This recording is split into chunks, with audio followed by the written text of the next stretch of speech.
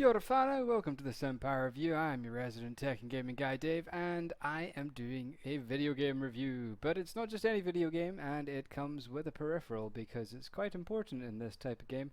I am looking at Ace Combat 7 Skies Unknown, which is available now from Bandai Namco Entertainment and Project Aces, and is the 7th iteration in the long-running Ace Combat series.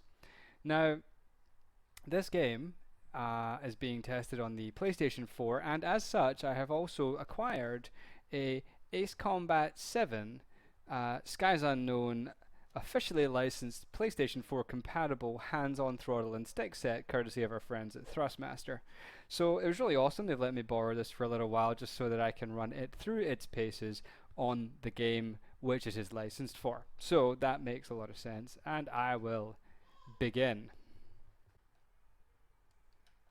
So this is your aircraft tree, and you can unlock special weapons, you can enhance your aircraft acceleration, and you can go up to the next type of aircraft, which is the F-14, Top Gun style, or you can look at the F-16 F2A, and it goes on and on and on, and you've got all kinds of different aircraft that you can pick up, different kind of weaponry. And then you can start to move on to like the stealth fighter classes and 7th generation sort of tactical aircraft. There's a lot of different things to get across here, which is really cool, and it will take you many, many happy hours of fighting an aircraft to be able to unlock all this stuff. But as it is, I'm going to go ahead and unlock all the weapons for this so that I got some options in my upcoming fights. Okay, it's time for me to switch back to a normal recording here. So there's going to be a little bit of disjoint here between what I'm saying and the fact that my mouth on the screen isn't moving, because as I am playing this game I have completely forgotten to record my thoughts, because apparently I cannot do two things at once. So, Ace Combat 7. Yes, I really enjoyed this game. I think that in terms of an arcade representation of a fighter combat game, the Ace Combat series is really one of those great sets of games that you can pick up and enjoy. Now, I say pick up and enjoy, but there's actually a couple of different modes and mechanisms for flying the planes in this. There's a standard control mechanism which just lets you sort of pan left and right and do some simple evasive maneuvers, and then there's the full pitch and yaw and thrust based sort of advanced control mechanism, which is a lot more involved, still very arcadey. It's nowhere near hardcore as an actual simulator for fighter planes would be, but you get a much more immersive and intense experience from it. The selection of weapons is ridiculous, and of course, as is air-to-air combat and everything else like that, and there's a really steep learning curve on this game. I have played some of them previously, so I kind of knew what I was doing when I was coming at it, and I've played quite a lot of fighter sims, prior to this on the PC and in other spaces.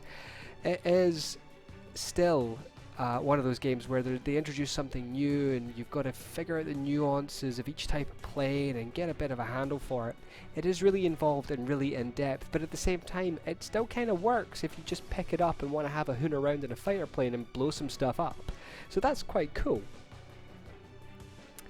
Graphics wise, the game looks really, really nice. You can see the strength of the graphics from the video that you've got here.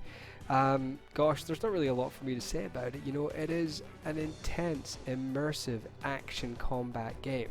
It's quite cool. I quite like it.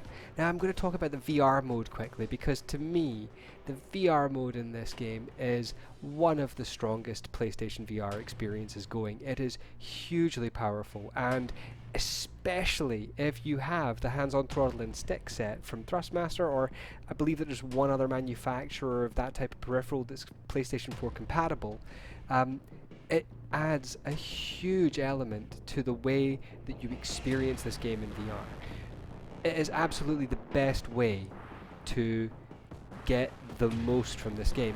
And whilst the VR missions are not the same as the full story-based campaign, they are separate and they kind of run concurrently to it. So it's definitely got a lot going for it in that space, and quite frankly, you put anyone in the VR headset with the throttle and stick set and just watch as they become fully immersed in this game.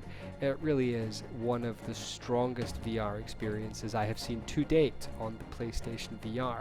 And considering that there are 250 titles now for the PSVR, that's saying something.